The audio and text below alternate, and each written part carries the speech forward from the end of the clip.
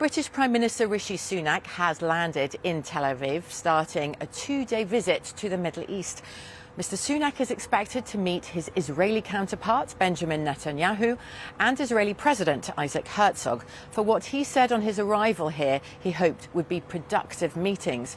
This after urging regional leaders to avoid further dangerous escalation.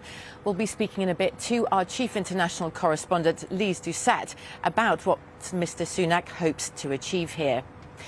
In Gaza, meanwhile, Egypt has agreed to let humanitarian supplies in via the Rafah crossing. An initial convoy of around 20 trucks of aid are expected to enter Gaza after a deal announced by President Biden. But none of this is likely to happen until Friday. Announcing the agreement, the US president warned that the aid convoys would be stopped if any supplies were confiscated by Hamas, which governs Gaza and is labelled a terrorist organisation by the UK and the US. We can bring you live pictures now of Gaza. It is around 10 o'clock now in the morning there. Israel's military says it hit hundreds of sites in Gaza over the last 24 hours, including in the south of the Gaza Strip in the last half hour. It says it's been targeting Hamas infrastructure. With the latest, here's our correspondent, Wira Davis. As trucks carrying aid queue on the Egyptian side of Gaza's southern border, the UN and international aid agencies have become increasingly alarmed at the unfolding humanitarian crisis. On a visit to Israel that lasted barely a day, while reaffirming his steadfast support, Joe Biden also pressed the case for aid for Gaza's 2.5 million Palestinian citizens, many of whom are struggling to get access to food, water and medical supplies. Then, on the plane home, the president told reporters that a deal had been reached. Egypt had agreed to let an initial 20 trucks in through the Rafah crossing. This has been a very blunt negotiation I've had. And so we want to get as many of the trucks out as possible. There's, I guess, 150 or something there. Not all of them will go. The first tranche, if there's a second tranche, see how it goes. The aid will be delivered under UN supervision, with the president saying it might not arrive until Friday. There was also a warning that it will stop if any is taken by Hamas, which had been one of Israel's main concerns. We've said, and the Americans have said, there have to be safeguards in place to make sure that aid goes to the people it's supposed to go to. Now, Hamas are the only people in Gaza with guns, and it's not like if they come to an oil tanker and say, come here, there's much that you can do about it. But there have to be arrangements in place to make sure that that doesn't happen.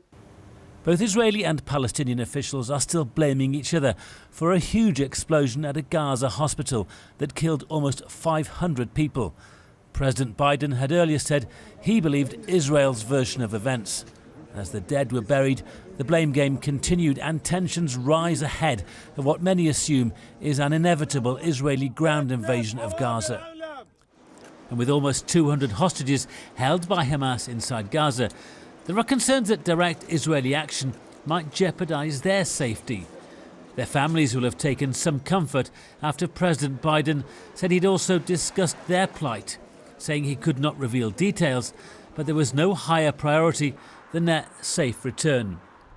There will be more diplomatic visits in coming days, including Rishi Sunak's today, supporting Israel's right to self-defense, but also urging restraint with civilian populations when, as expected, Israeli ground forces do go into Gaza. Wira Davis, BBC News, Jerusalem. From Gaza now, we turn to Israel's northern border with Lebanon. There have been further cross-border exchanges of fire between Israeli forces and Hezbollah militants in southern Lebanon. The Israeli military said rockets and anti-tank missiles had been fired into Israel from southern Lebanon. It said it responded then with tank fire and a drone strike. Hezbollah is backed by Iran. It said 2 of its fighters were killed on Wednesday and another was wounded. These border skirmishes have raised concerns in Israel that it could face a two-front war.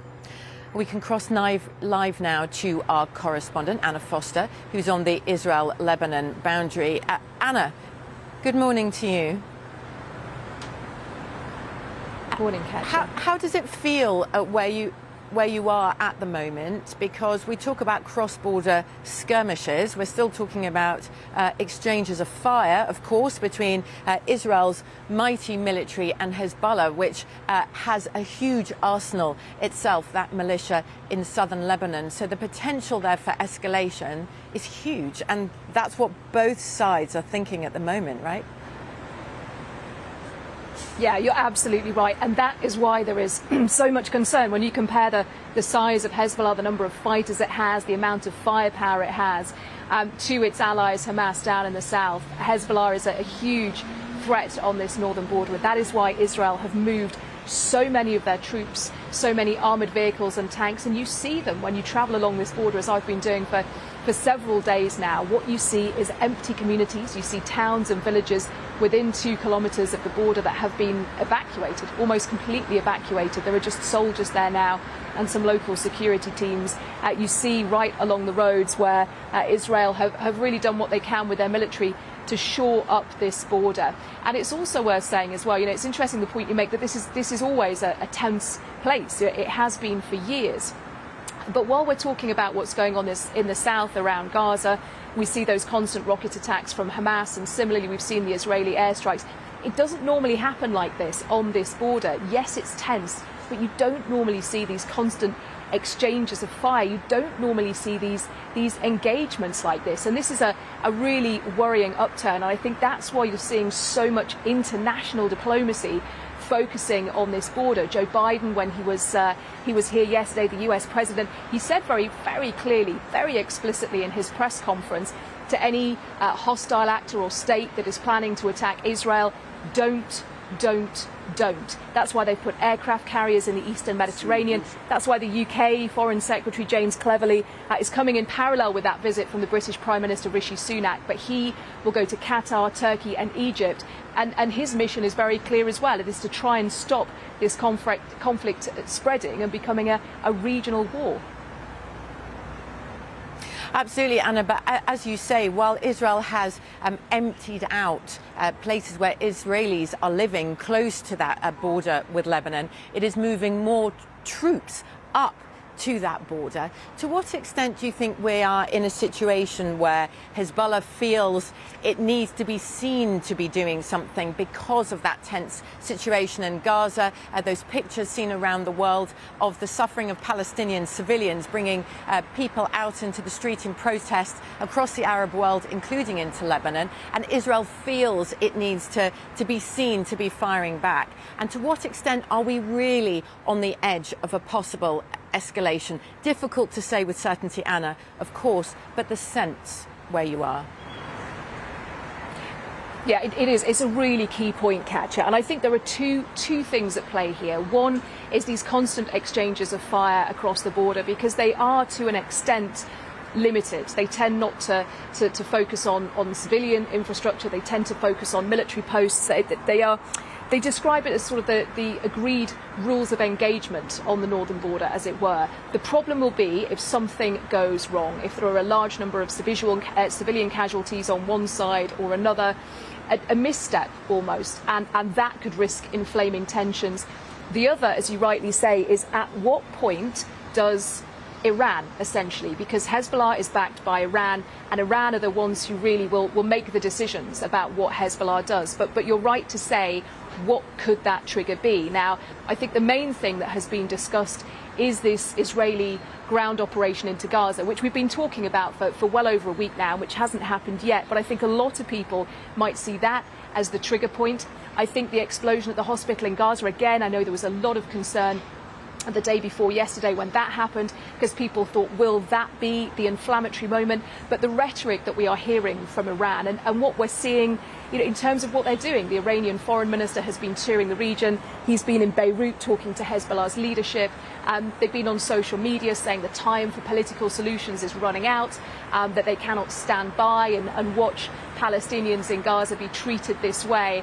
And I think that is why there is so much tension, that I think the accepted belief that a big moment could again be something that I say forces, I mean it doesn't force, but in their minds it would force Hezbollah, force Iran to get involved in this conflict, and that is what is causing so much worry here.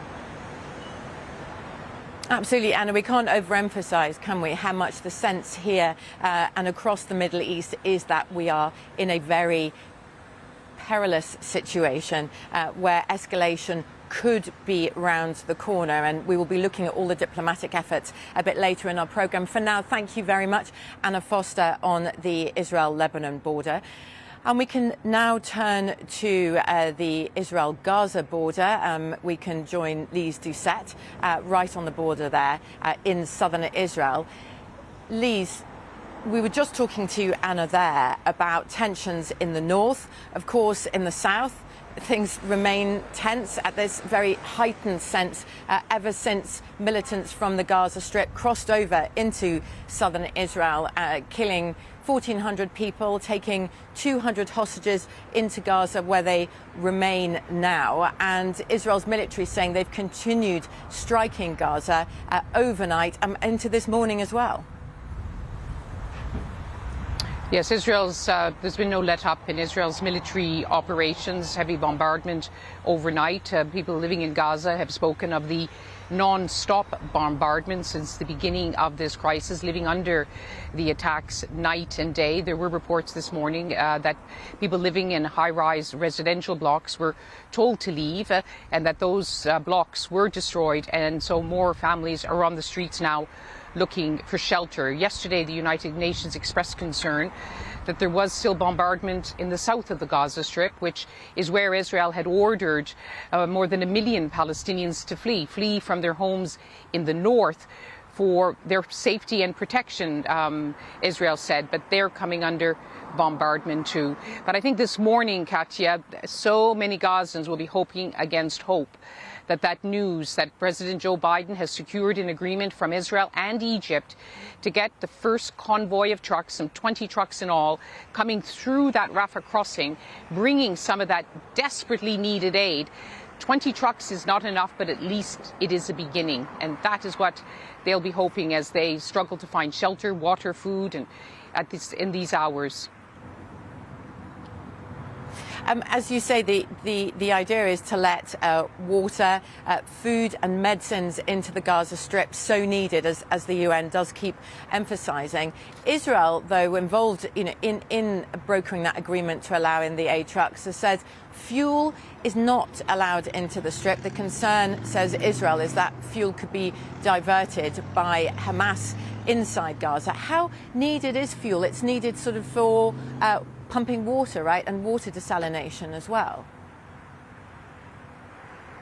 Yes, it was striking that when the United Nations, the spokesperson for the UN's Relief and Works Agency, UNRWA, which is the main agency helping Palestinians in the other Palestinian territory, in the occupied West Bank, but also in the Gaza Strip, when they listed the urgent needs, life-saving needs of the people of Gaza, she emphasized that it was fuel that was desperately needed. Yes, to pump the water. Our viewers may remember that some days ago, during a phone call between Prime Minister Netanyahu and President Joe Biden, who was then in Washington, it was announced that there was an agreement that water could go into the southern Gaza Strip. But then the next day, we were told by the United Nations that the pumps only worked for 3 hours, which not enough for the more than 1 million Gazans desperate for water in the of the Gaza Strip. And of course you do need, as you mentioned, electricity to be able to pump the water supplies, and that's needed in the north of Gaza too. So many families couldn't leave, wouldn't leave, and there's hospitals in the north as well. So much is needed, and so much is needed now.